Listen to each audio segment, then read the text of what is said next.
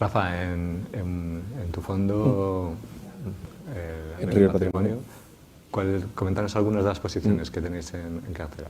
Bueno, yo por salirme de la renta variable, os quiero hablar de un tipo de activo, un tipo de estrategia que no se utiliza mucho en España. De hecho, en español prácticamente no hay casi nada escrito, que son los futuros gestionados. Los futuros gestionados son una estrategia sistemática que se expone a largo y a corto a acciones, bonos, pero también tipos de cambio, divisas, todas las materias primas. Básicamente, allá donde hay un mercado líquido que se puede operar, estas estrategias terminan exponiéndose a esto. Insisto, lo hacen las que a mí me interesan de manera sistemática, mecánica, en base a una serie de reglas.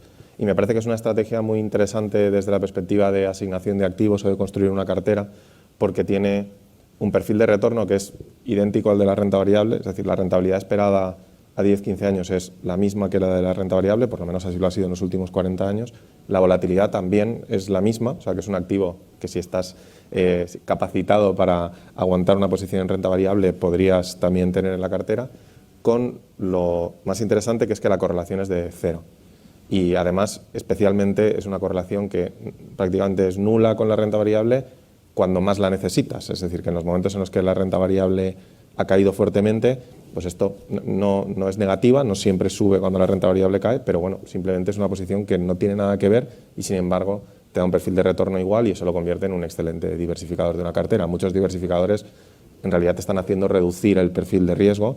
En este caso no, puedes mantener un perfil de riesgo, un perfil de volatilidad alto con una posición nueva. La complicación a la hora de incorporarlo es que, como muchas otras estrategias alternativas, históricamente los gestores que aplicaban esto o las casas donde podías entrar a esta estrategia pues tenían unas comisiones altísimas y al final esa comisión tan alta se acababa comiendo la rentabilidad en exceso, que generaba la estrategia. Pero creo que con la presión de la gestión pasiva, pero también en Estados Unidos hubo un cambio de normativa que permitió que los ETFs empezaran a poder incorporar este tipo de estrategias. Eso hizo que aparecieran nuevos players que bajaran los costes y algunos de las grandes casas pues han tenido que adaptar y han tenido que bajar un poco el coste. Y entonces eso ha hecho que de repente sea verdaderamente atractivo porque sin necesidad de tener millones de euros para invertir en esta estrategia puedes acceder.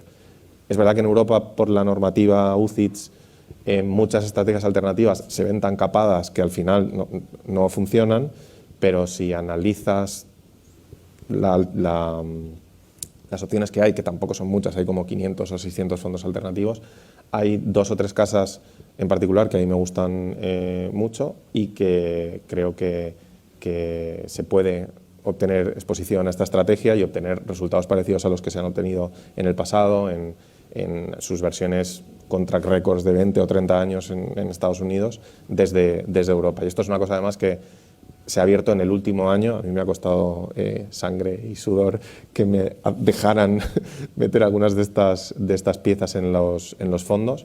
A partir de, como en febrero de este año, ya pudimos empezar a meterlo en la cartera en River Patrimonio y creo que es algo muy diferenciador y creo que además con el paso del tiempo va a ser cada vez más fácil. El año pasado estas estrategias tuvieron además un año muy bueno, lo cual no es indicativo de nada, pero hace que haya un poco más de interés y creo que va a ser cada vez más fácil que también un inversor retail o alguien que gestiona su propia cartera lo introduzca en la cartera pues mediante ETF, formato fondo de inversión y de hecho creo que MyInvestor está a punto de poder hacerse con algunos de estos fondos que a mí me gustan.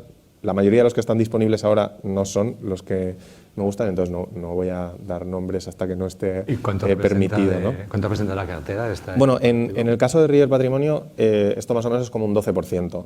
También diversificadamente, porque cada uno de estos gestores luego tienes que rascar un poco para ver qué tipo de implementación hacen. No es lo mismo una estrategia, por ejemplo, que hace un seguimiento de tendencias de corto plazo, que es muy, muy reactiva y entonces, por ejemplo, en un escenario de caídas suele rápidamente cubrirte, pero luego también tiene una rentabilidad esperada menor a largo plazo. Luego también cada uno de estos asume un nivel de volatilidad diferente, entonces depende de qué quieras que te haga en la cartera. Lo puedes utilizar como un elemento más defensivo o lo puedes utilizar como un elemento más ofensivo, ¿no? Como una alternativa a renta variable o quizá como una alternativa a renta fija, bonos, oro o otras posiciones así. Entonces creo que es muy versátil, aún no hay suficiente variedad como para poder escoger, pero creo que es algo que se va a ir incorporando y que puede que veamos más en las carteras de pues, grandes casas de asesores financieros o algunas casas de inversión que lo empiecen a incorporar.